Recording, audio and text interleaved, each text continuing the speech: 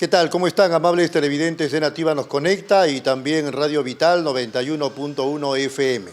Hay dos temas interesantes. El caso Petroperú, otra vez en boga en estos días, a propósito de algunos pronunciamientos y algunas declaraciones, incluso de parte de la ministra de Economía, y el balance del 2025, el balance económico de este año que ya se está yendo, quedan pocas horas para su culminación.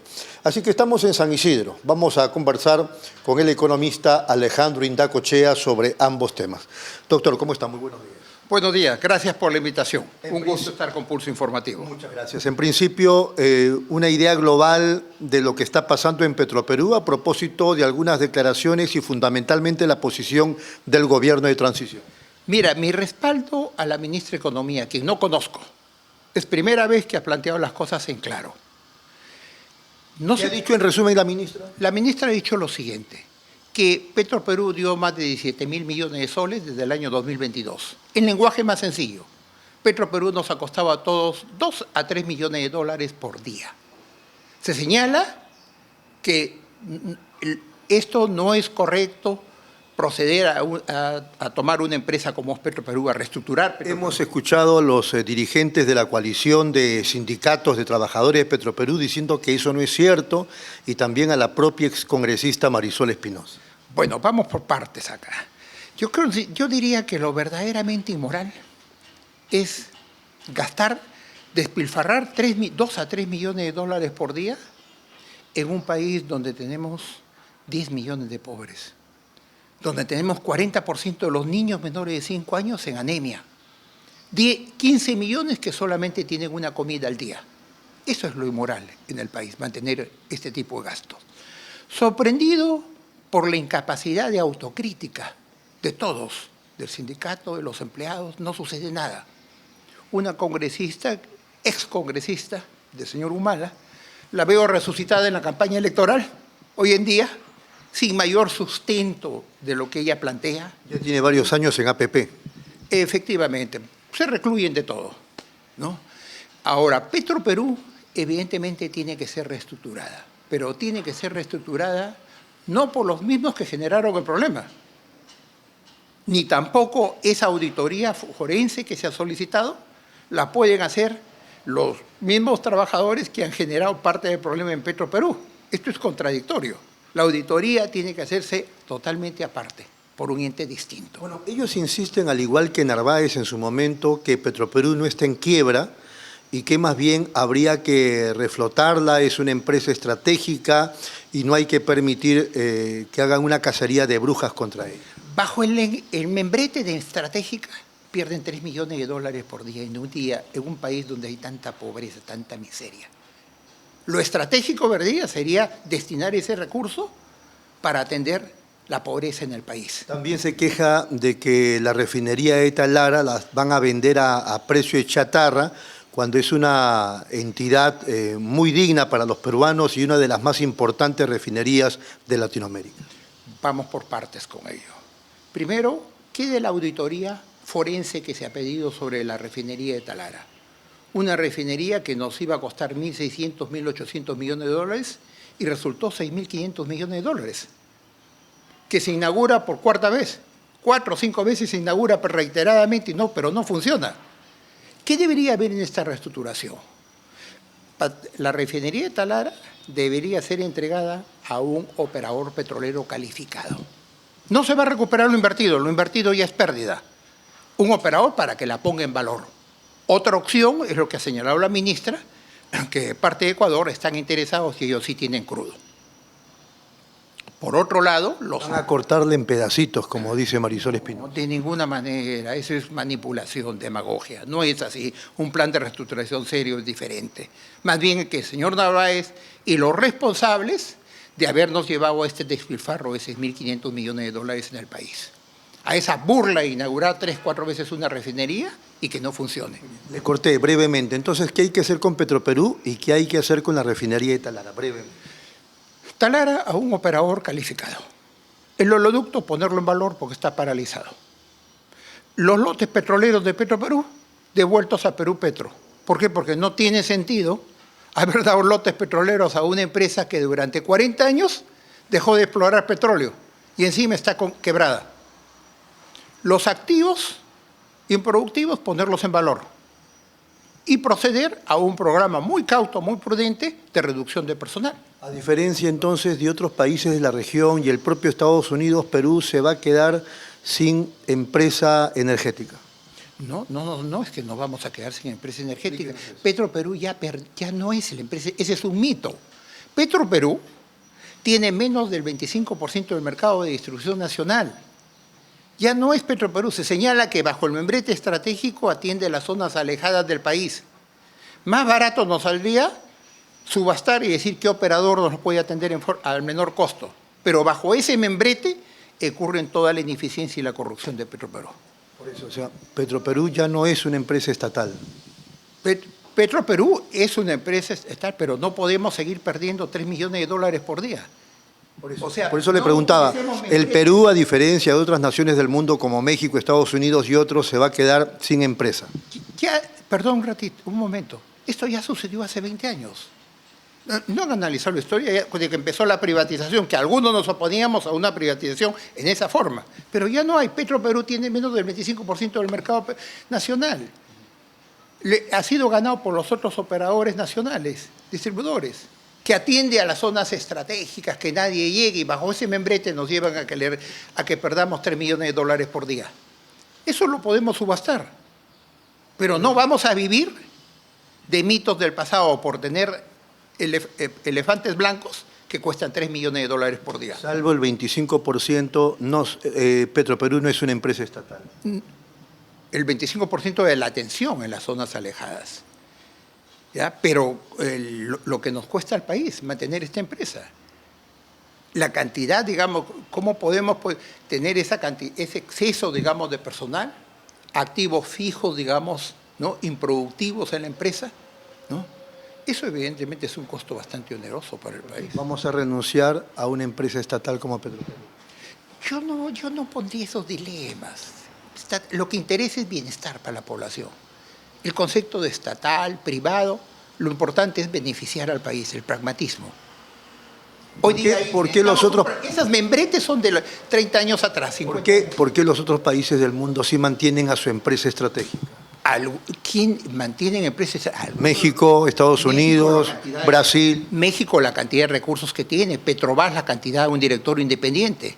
Acá habría que ver la historia, se hizo en el 90, pero hoy día tener una empresa como Petroperú que nos cuesta $3 millones, con 10 millones de pobres, con 40% de niños con anemia infantil, ¿no?, 15 millones que comen una sola vez al día, es inmoral. De acuerdo con usted. El tema del 2025, lo bueno, lo malo y lo feo, ¿usted podría describirlo, por favor? Mire, lo bueno es que el Perú es un país privilegiado. ¿Ya? Tenemos una bonanza minera sin precedentes. Una bonanza minera que no se vivía hace más de 50 años, después de medio siglo. Todavía no se va a terminar. Esto va a continuar, porque hay demanda en el mundo. Exportaciones agroindustriales sin precedentes. ¿Por qué? Porque lo que se necesita, no falta demanda, sino falta capacidad de oferta. Una posición geográfica privilegiada con Chancay para hacer ese eje de integración con el Asia. Además, ya se entregó en concesión el terminal del puerto de Marcona, que también va a ser una integración con el sur. Pero acá hay que mirarlo más, podemos convertirnos en el nuevo canal de Panamá del siglo XXI. Para completar el escenario, Chevron ha anunciado en las costas de Talara hacer una inversión de $50.000 millones porque probablemente haya petróleo. Y para mantener ese equilibrio geopolítico, qué mejor noticia que la NASA anuncie que en Talara va a ser una base aeroespacial. Mire lo bueno que tiene el país, cómo es privilegiado el Perú. ¿Eso cómo no se refleja en los sectores pobres del país? Por ineficiencia, corrupción, membretes estratégicos de empresa estatal, buques insignia, eso es ineficiencia de la clase política. Lo malo, diría, primero, la inseguridad ciudadana, que no hay una respuesta clara. No hay tecnología, seguimos con los mismos sistemas del pasado, se sacan estadísticas, pero no hay resultados concretos. la incapacidad política permanente, que no entienden el mundo, corrupción. El problema en el país no es dinero. Dinero tenemos. Tenemos más de 12.000 millones de soles en obras paralizadas en el país. La regionalización no devuelven el dinero. ¿Cuál es el problema? El problema es ineficiencia, corrupción y falta de capacidad. ¿Y lo feo? Lo feo es que veo 36 candidatos y no veo propuestas. Veo discusiones del pasado, estratégico. ¿Qué más estratégico que dar bienestar a mi población? ¿Ya? Discusiones de neoliberal, ¿ya? Posiciones extremas, pero no me dice cómo vamos a replantear la regionalización. ¿Cómo vamos a insertar en la geoeconomía del mundo del siglo XXI? ¿Cómo vamos a recuperar el Estado que ha sido capturado? El Estado ha sido capturado. La Constitución, por las clases políticas. Mire usted el Tribunal Constitucional. Ahora el Congreso puede gastar. Veo los mismos eslogan de siempre. Cambio de Constitución, si ya la cambiaron. Entonces, no veo propuestas para reformular los organismos reguladores, para dar una autonomía como el Banco Central. ¿Ya? No veo un replanteo sobre el mismo Machu Picchu. ¿Qué van a hacer? Petroperú, ¿qué nos dicen los candidatos? Hay una ausencia de los temas de prioridad nacional. Yo diría que eso es lo feo. ¿Qué hacemos con los entes reguladores? Porque este gobierno decía, y el anterior de Dina Boluarte también, que había que desaparecer. Bueno, no entendió nunca la señora Boluarte el rol del Estado. El rol del Estado ya no es un Estado empresario, que fracasa muchas veces. No generalizo, ¿no? Pero el Estado es de control, regulación, supervisión. SUNAT ha cambiado 3 superintendentes en menos de un año. No se sabe qué pasó con la deuda telefónica. Ocitel, descalificaron al presidente de Ocitel y no sabemos qué pasó con la venta de los microchips callejeros. Ocitran nos anuncia que el 99.99% del aeropuerto está listo y se inaugura medio año después. Y una opinión muy discutible sobre lo que implica la tarifa aeroportuaria. Entonces no entiendo por qué quieren desaparecer. Bueno, es parte del interés, pues. Esa es la captura del Estado. Esa es la captura del mercado. Ese es mercantilismo. Eso es corrupción. Entonces tenemos que restablecer el rol del Estado con esa autonomía como es el Banco Central. Una profesionalización donde excelente la trayectoria del señor Julio Velarde, ojalá se quede, pero no hay ningún problema. Se retira el señor Julio Velarde y él mismo lo ha dicho. Hay toda una línea de carrera. Lo cual no sucede en el resto, es un botín en el Estado. Miren cómo contratan en el Congreso. ¿Cuántos empleados hay en el Congreso? ¿Cómo se subastan? ¿Cómo se ofrecen a cambio de corrupción o de prebendas? ¿Qué hay que hacer con los entes reguladores? ¿Hay que consolidarlos? ¿Qué hay que hacer? No. ¿Cambiar las reglas de juego? Hay que reformularlos, darle esa autonomía, esa profesionalización que lo debe tener en un país moderno. El Estado tiene un rol importante que cumplir. Ya no el rol del pasado, de estratégico, para seguir perdiendo, burocrático, empresas, eso es historia. Hoy día hay un nuevo Estado. Ese Estado es el que tenemos que construir. No escucho propuestas sobre eso. Para ir terminando, estábamos en el tema de lo feo y usted hablaba de los políticos, de las 36 candidaturas presidenciales. No le voy a preguntar si tiene usted un favorito, pero ¿cómo ve el tema? Estamos ya a puertas de abril del 2026. Estamos, corríjame, a 104 días. Veo con un desencanto. Las discusiones de forma nos ofrecen revoluciones en el país, vuelta al pasado, cambio de constitución, si la constitución ya fue cambiada, nos hablan de un Estado estratégico, resucitar, que se vuelva resucita una vicepresidenta ofreciendo replantear una empresa muerta, con Petroperú. No veo propuestas. ¿Qué va a ser el país del futuro? Los sondeos nos están diciendo, aunque Gersi decía, esto recién empieza en febrero, que el primer lugar es para Rafael López Aliaga de Renovación Popular, el segundo para Fuerza Popular con Keiko Fujimori y el tercero para Mario Vizcarra de Perú Primero. Diría a mi amigo Gersi que repita qué pasó desde el 90, cuando los 3 que lideraron la encuesta han ganado. Seamos realistas. Eso viene sucediendo, entonces yo no me atrevería a hacer una aseveración de ese tipo. Pero sí confío que el Perú es un país privilegiado. Tenemos todo para salir adelante. Tenemos una posición estratégica única en el mundo, recursos. Tenemos que cambiar, tenemos que hacer un Perú mejor, un Perú diferente. Y desde ahí van mis mejores deseos para este 2026. Este 2025 que ya se termina, ¿cuál ha sido el crecimiento? El crecimiento ha sido 3.3. ¿Y la proyección para el próximo año? Alrededor de ese orden, lo anuncia el Banco Central, ¿no? Y es evidente porque el Perú no debió crecer 3.3. Si nosotros tuviéramos... Dina Boluarte estaba feliz. Pero sin hacer nada. El Perú, con esta bonanza, con esta situación, con esta estabilidad política, tratándole el problema de la inseguridad ciudadana, sin corrupción, con una clase dirigente, debimos crecer 6-7%. Y en menos de 10 años, eliminar la pobreza en el país, superar el problema de la pobreza. Bueno, yo le conté la otra vez que en CADE el señor Carranza, el exministro, y el señor Salardi coincidían en la idea de que en 3 meses, trabajando bien, lógicamente se podía crecer el doble de lo que se ha crecido. Bueno, totalmente de acuerdo, pero hoy día estoy preocupado porque en el último CADE hay un candidato que resucitó con su viejo partido aprista.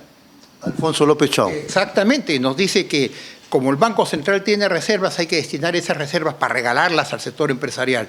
¿Quiere repetir la historia del 85 con su partido, de lo que fue el desastre en el APRA y nos condujo al desastre en el 90, a esa hiperinflación? No hay respuestas de futuro. Es vuelta al pasado y eso tenemos que evitar. El pasado confunde.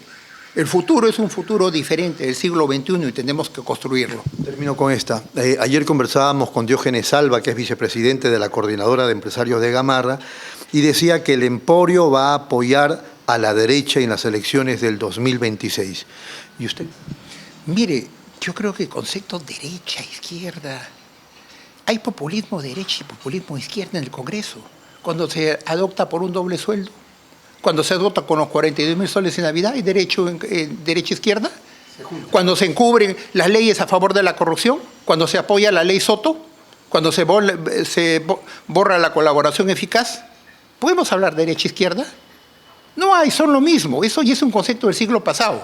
Hoy día lo que me interesa son propuestas serias, coherentes y que den bienestar a un país. Ha sido muy amable y feliz año. Muchas gracias. De igual manera, desde acá va un mensaje que el Perú, a pesar de todos sus problemas, de todas las dificultades, somos un país privilegiado y tenemos que construir un futuro mejor y distinto para este año que viene. Muy amable. Muchas gracias al doctor Alejandro Indacochea. Vamos de inmediato a la pausa, regresamos con más en Pulso Informativo.